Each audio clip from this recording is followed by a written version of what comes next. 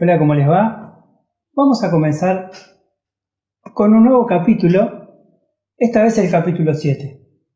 Pero, como hacemos todas las veces, vamos a responder las preguntas del capítulo anterior, del capítulo 6. Pero, ¿cuáles eran esas preguntas? Bueno, las preguntas eran, en primer lugar, que nos den ejemplos de quiénes fueron salvados, quiénes fueron iluminados, ¿sí? Han puesto muchos ejemplos. En verdad hay muchos ejemplos de quiénes fueron los iluminados y fueron salvados. Así que les quiero agradecer por sus respuestas. La otra pregunta era, ¿quiénes son los que dan frutos? ¿Quiénes son los que dan frutos? Y los que dan frutos son los que están unidos a Jesús. Esos son los que dan fruto, ¿sí? La palabra nos especifica que si no estamos unidos, ¿sí?, a la vid, no podemos dar frutos. Entonces, para poder dar frutos, tenemos que estar unidos a Cristo. Y la tercera era, ¿cuáles son las dos cosas inmutables?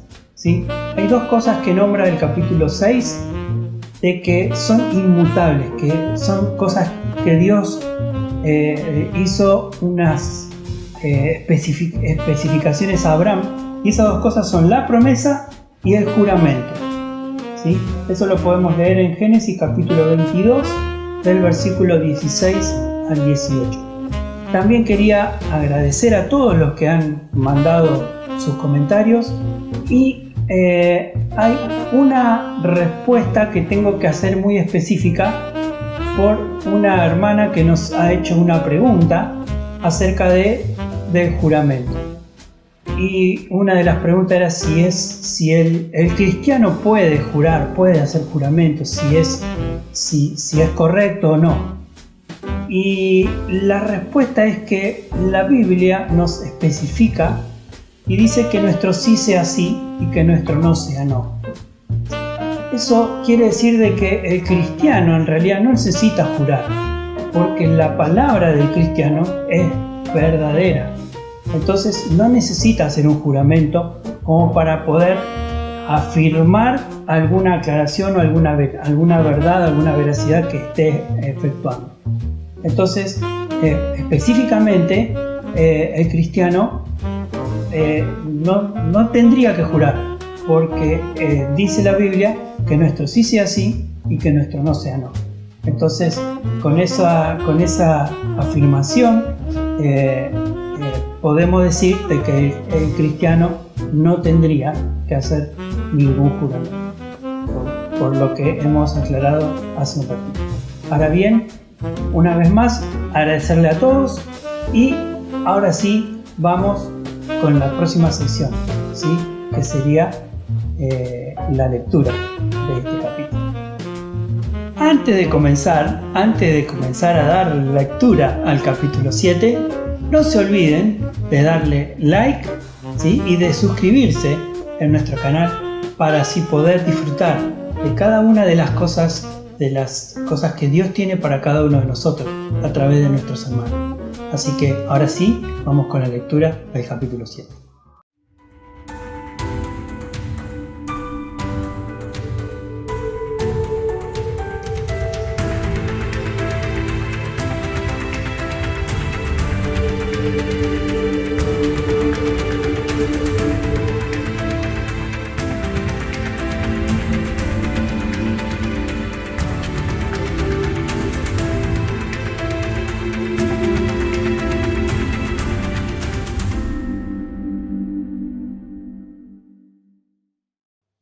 Muy bien, vamos a comenzar con la lectura de Hebreos capítulo 7. Dice, porque este Melquisedec, rey de Salem, sacerdote del Dios Altísimo, que salió a recibir a Abraham, que volvía de la derrota de los reyes, y le bendijo, a quien asimismo dio a Abraham los diezmos de todo, cuyo nombre significa primeramente rey de justicia y también rey de Salem, esto es, rey de paz. Sin padre, sin madre, sin genealogía, que ni tiene principio de día, ni fin de vida, sino hecho semejante al Hijo de Dios, permanece sacerdote para siempre. Considerad, pues, cuán grande era este a quien aún Abraham, el patriarca, dio diezmos del botín. Ciertamente los que entre los hijos de Leví reciben el sacerdocio, tienen mandamiento de tomar el pueblo los diezmos según la ley, es decir, de sus hermanos, aunque éstos también hayan salido de los lomos de Abraham. Porque aquel cuya genealogía no es contada entre ellos, tomó de Abraham los diezmos y bendijo al que tenía las promesas. Y sin discusión alguna, el menor es bendecido por el mayor. Aquí ciertamente reciben los diezmos hombres mortales, pero allí uno de quien se da testimonio de que vive. Y por decirlo así, en Abraham pagó el diezmo también Leví, que recibe los diezmos, porque aún estaba en los lomos de su padre cuando Melquisedec le salió al encuentro. Si pues la perfección fuera por el sacerdocio levítico, porque bajo él recibió el pueblo la ley, ¿qué necesidad habría aún de que se levantase otro sacerdote, según el orden de Melquisedec, y que no fuese llamado según el orden de Aarón? Porque cambiando el sacerdocio, necesario es que haya también cambio de ley. Aquel de quien se dice esto es de otra tribu, de la cual nadie sirvió el altar. Porque manifiesto es que nuestro Señor vino de la tribu de Judá, de la cual nada habló Moisés tocante el sacerdocio.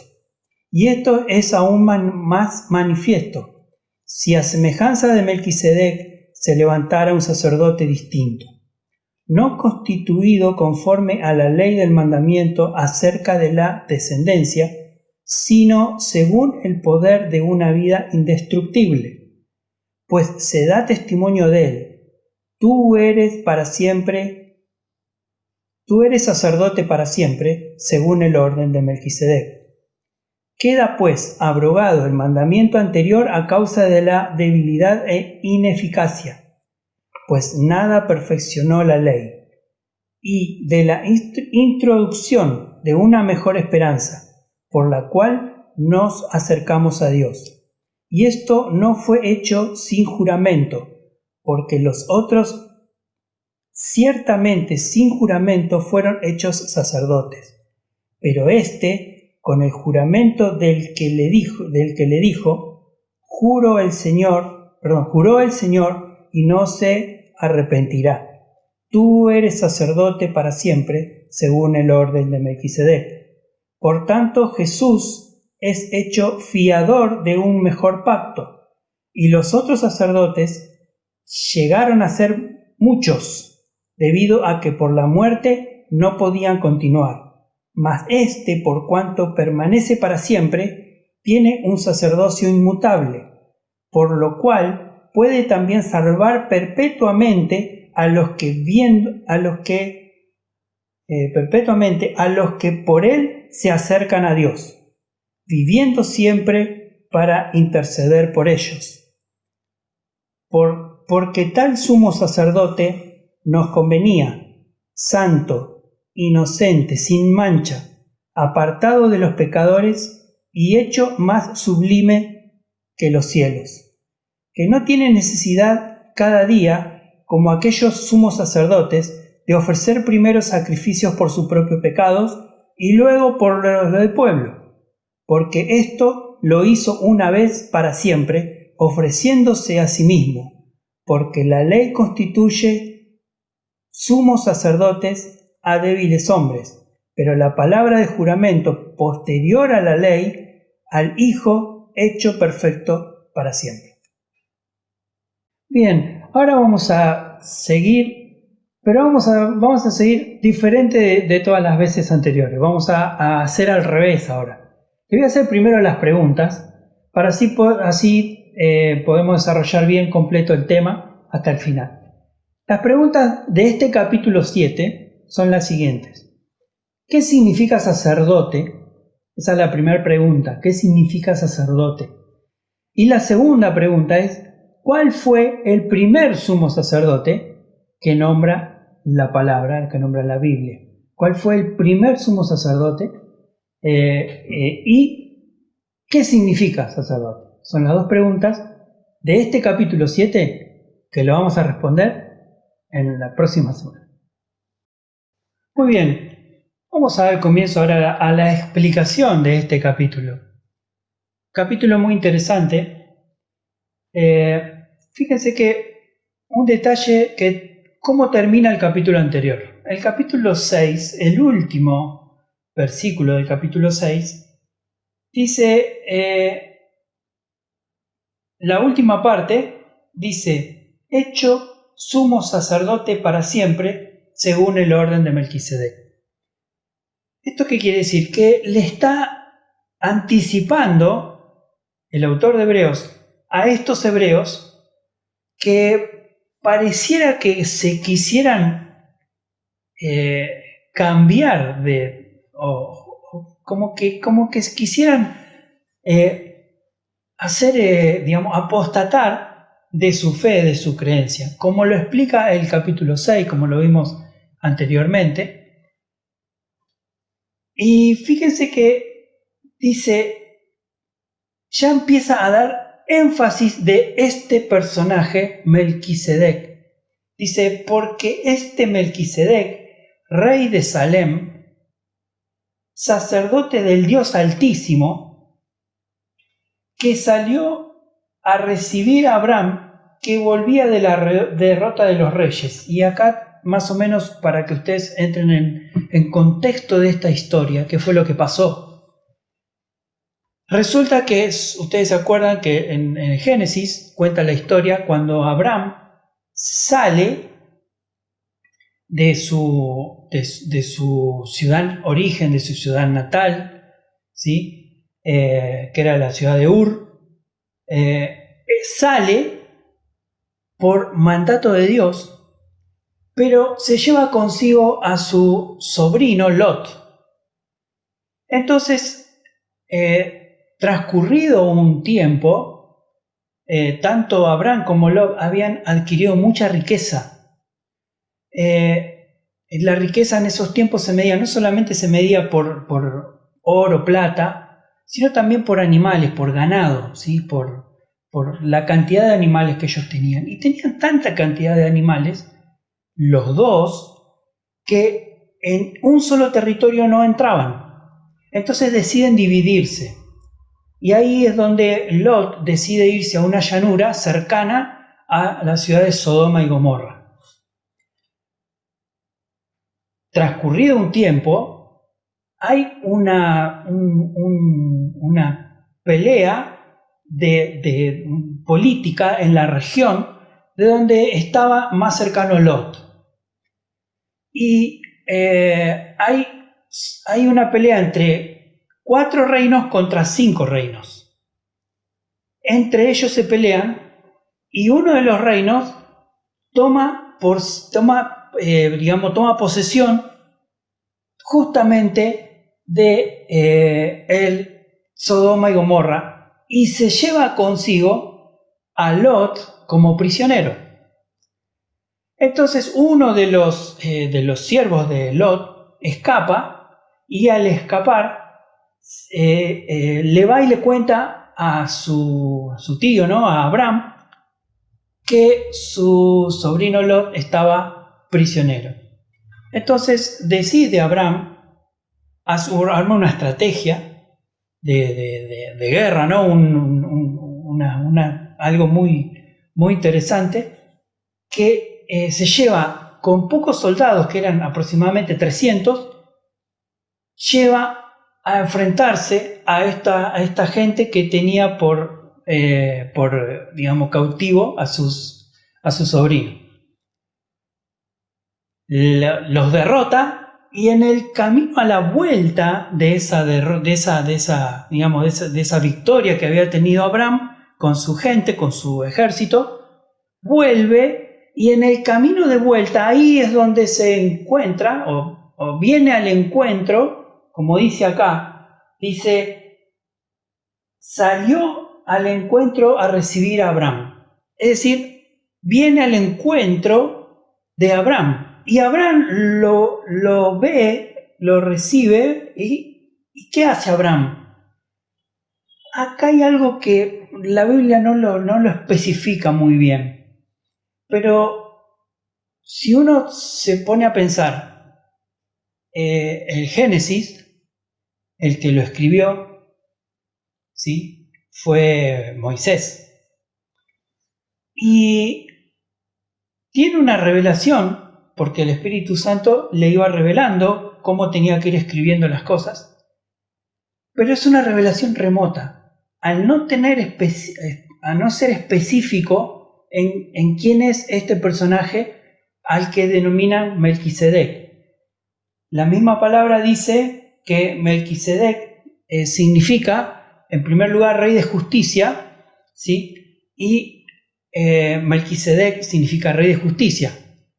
Pero también reinaba una ciudad que se llamaba Salem, ¿sí?, que sería más adelante Jerusalén, ¿sí?, en el origen Shalom, que significa paz. Entonces también es rey de paz. Estas dos características, estas dos, digamos, denominaciones que tiene el rey de Salem, Melquisedec, tienen mucha similitud con con las definiciones que le podemos dar nosotros a Jesús.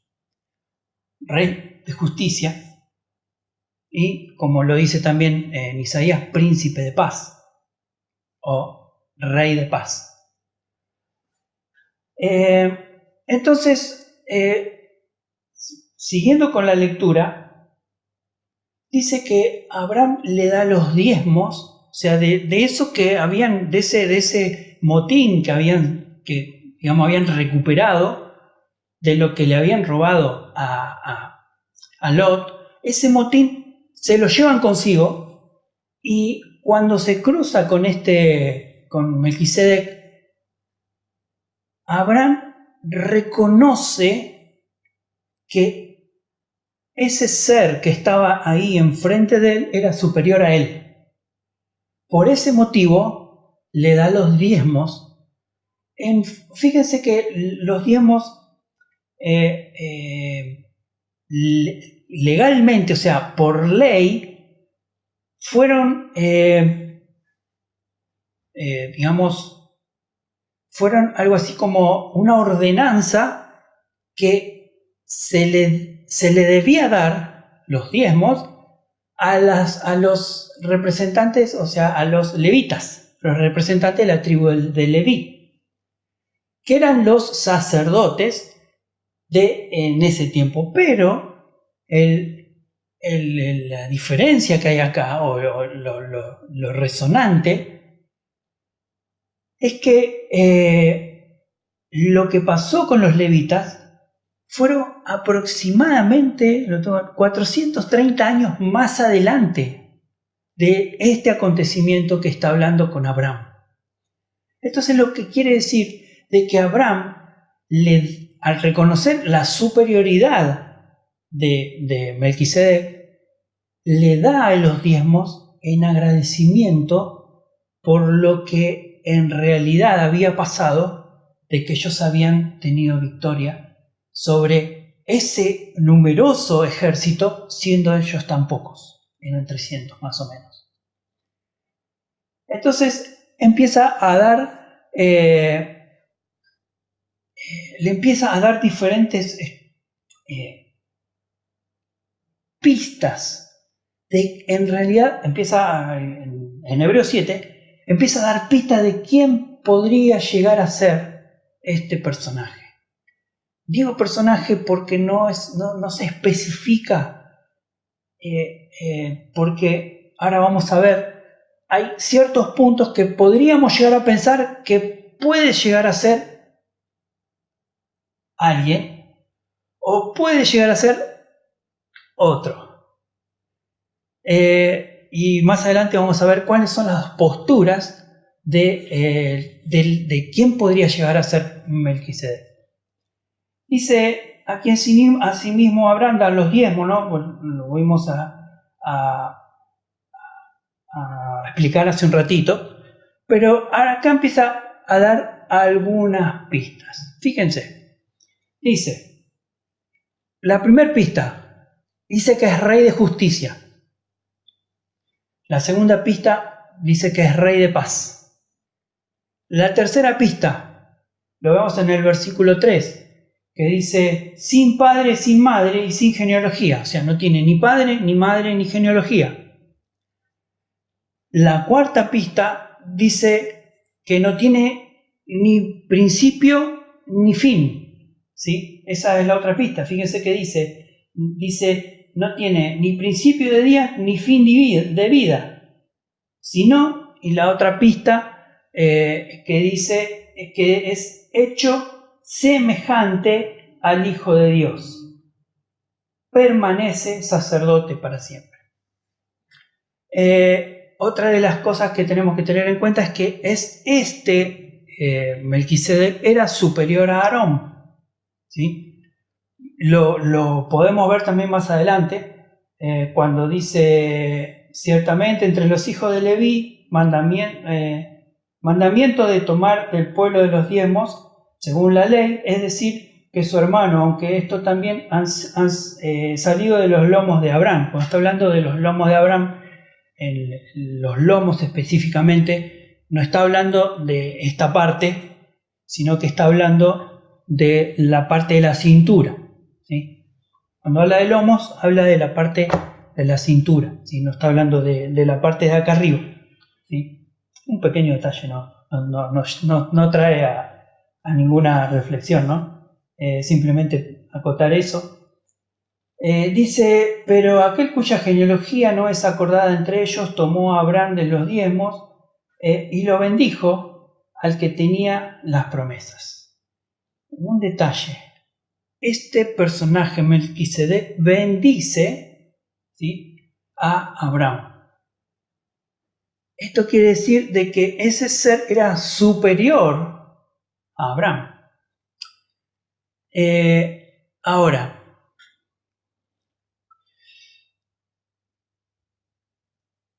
¿por qué? ¿Por qué era superior a Abraham? Hay algunos que en la creencia del judaísmo, ¿no? de los judíos ortodoxos, ellos interpretan de que este personaje era Sem, y que Sem había tenido una escuela de la Torá, es decir, era algo así como un maestro, y que al tener esa capacidad de enseñar, también fue a su vez el enseñador, ¿sí?, el maestro del mismo Abraham. Entonces, al tener esa superioridad, por eso mismo algunos interpretan de que tenía la posibilidad de poder bendecirlo, ¿sí?, y que era superior a él, justamente porque Abraham había aprendido de él. Entonces, siguiendo con el tema, vemos dos posturas definidas, ¿sí?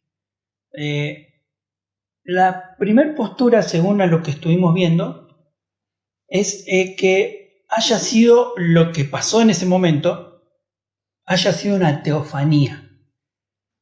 ¿Por qué teofanía? Porque la palabra dice, como lo leímos recién, que dice que no tiene ni principio ni tiene fin. Un ser que no tenga ni principio ni fin, ¿sí?, lo podemos definir como que sea o haya sido el mismo Jesús. Pero también la otra postura es que haya sido una tipología. ¿Qué es la tipología? Dice, al no registrar genealogía ni datos ni registros, se convierte en un modelo, ¿sí? O sea, al no tener datos específicos de Melquisedec,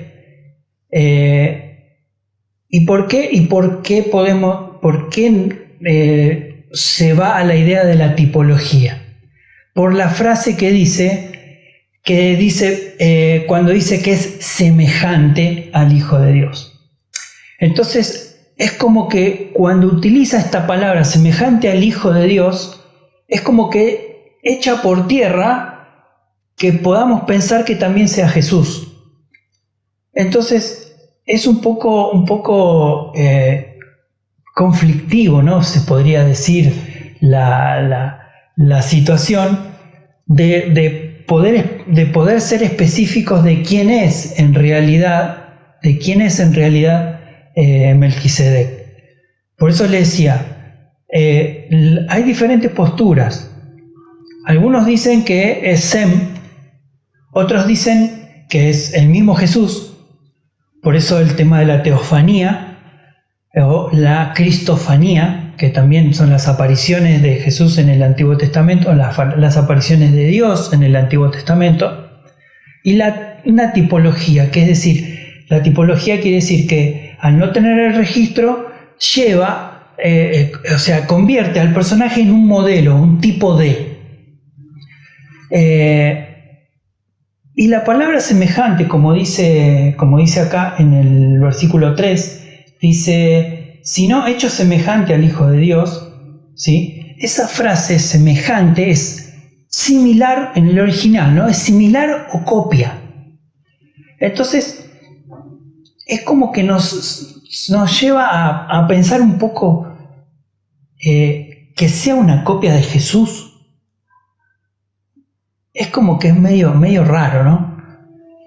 Entonces, por eso a veces hay algunos que dicen con énfasis que es Jesucristo, hay otros que dicen con énfasis que es un ser angelical, pero en realidad no especifica, no da no especifica quién es Jesús, o sea, quién es Melquisedec, no dice específicamente que es Jesús. Pero uno lleva a pensar de que puede llegar a ser por las diferentes características que nombra el autor de Hebreos, como por ejemplo Rey de Justicia, Rey de Paz, que no tiene padre ni madre ni genealogía y no tiene ni principio ni fin, ¿sí? Cuando habla de la genealogía también me llama un poco la atención porque Jesús tuvo genealogía, ¿sí? Y lo nombra tanto en Lucas como en Mateo, nombra la de genealogía por parte de la madre y por parte del padre, ¿sí? Nombra las dos. Entonces, es un poco confuso, es un poco, por así decir, no hay algo específico de quién llegó a ser este ser Melquisedec, un ser misterioso que nos nombra la palabra. Lo que sí está claro es que este ser Melquisedec lleva al autor de Hebreos a una explicación más precisa acerca del sacerdocio. Porque el sacerdocio ellos lo tenían como algo, por así decir, cronológico. O sea, el primer sumo sacerdote fue Aarón. Pero dice que cuando dejaba de estar Aarón tenía que ser el hijo. Y cuando dejaba de existir el hijo iba a ser el nieto y así sucesivamente. Entonces ese era el criterio que utilizaba el sacerdocio levítico o el sacerdocio de Aarón. Y da una gran diferencia con respecto al sacerdocio según el orden de Melquisedec y el sacerdocio según el orden de Aarón. Y acá es donde empiezan, a partir del versículo 11, empieza a nombrar son diferentes reglas, las reglas que comparaban, o sea, que componían las reglas que tenían que tener uno y otro. Entonces, Melquisedec, como lo dijimos hoy, sale el sacerdocio de Melquisedec 430 años antes del sacerdocio que fue estipulado por Dios por medio de los levitas. En el Salmo 110, ¿sí? Esto también lo especifica en este capítulo 7, este salmo es después del sacerdocio de Aarón. Fíjense ustedes, 430 años antes, da un ejemplo de un sacerdocio por un ser misterioso llamado Melquisedec. Pasaron 430 años y estipula Dios por medio de los hombres un sacerdocio por medio de Aarón. Y después de ese sacerdocio, más adelante, en los Salmos, en el Salmo 110 más precisamente, empieza a dar Dios un detalle de que va a venir alguien que su sacerdocio va a ser para siempre según el orden de Melquisedec. Ese alguien era Jesús, el que estaba profetizado en el Salmo 110. Pero fíjense que del Salmo 110 lo lleva hasta el sacerdocio según el orden de Melquisedec, que fue el que salió a la recepción de Abraham después de esa batalla. Entonces, el cambio de la ley, la palabra cambio, ¿sí? Vamos a leerlo en el versículo 12, dice, porque cambiando el sacerdocio necesario es que haya también un cambio de ley. Este cambio de ley no significa que la ley que estaba antes, ¿sí? No significa que la ley tenía que desaparecer. Simplemente lo que ahí significa la palabra ley en ese versículo es metathesis, que significa remoción o transferir o cambio de posición. Es decir, lo que tenía como obligación el sacerdocio de Aarón, ese sacerdocio que era interceder por el pecado, en primer lugar de sí mismo y en segundo lugar del pueblo, una vez al año se hacía este ritual. Este ritual era ley, que se tenía que hacer de esa manera para que el hombre pueda tener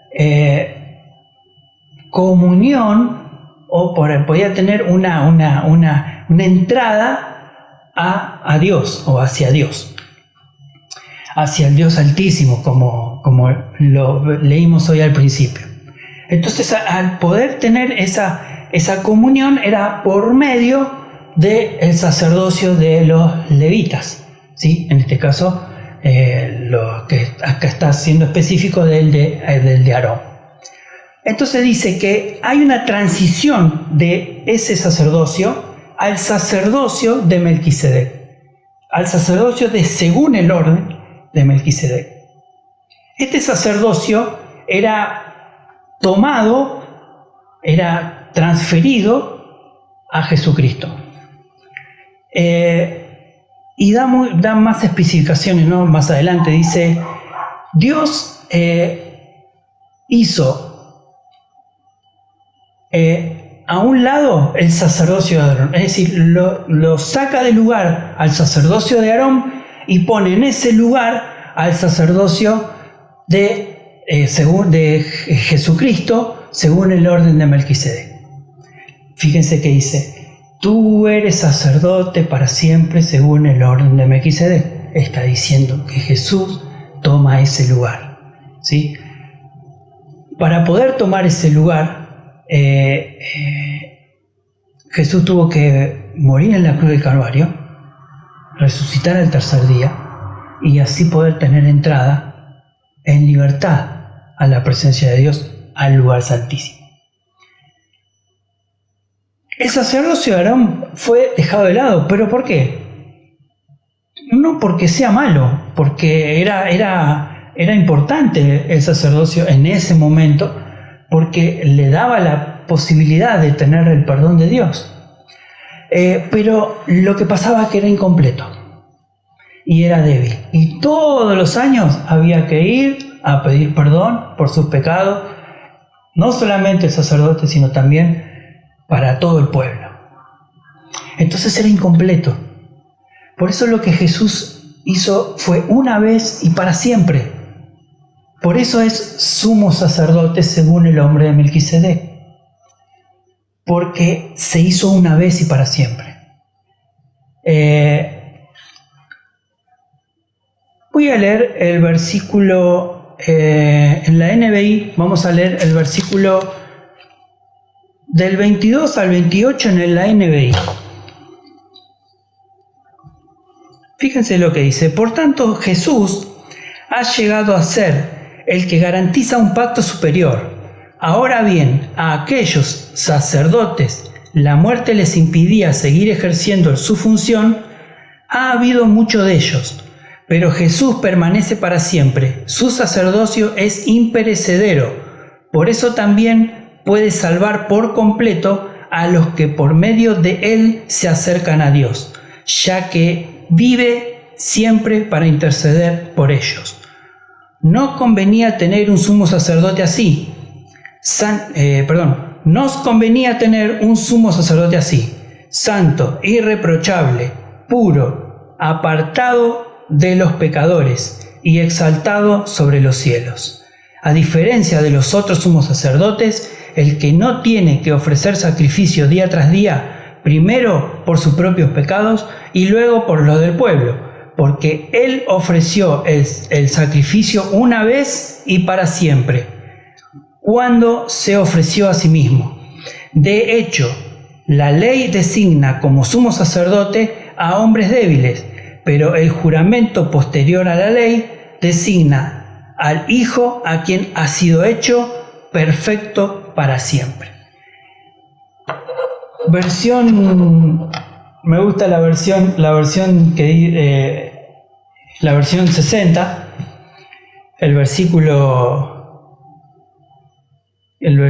25 de la versión 60, me gusta esta versión, dice: por lo cual puede también salvar perpetuamente a los que por él se acercan a Dios.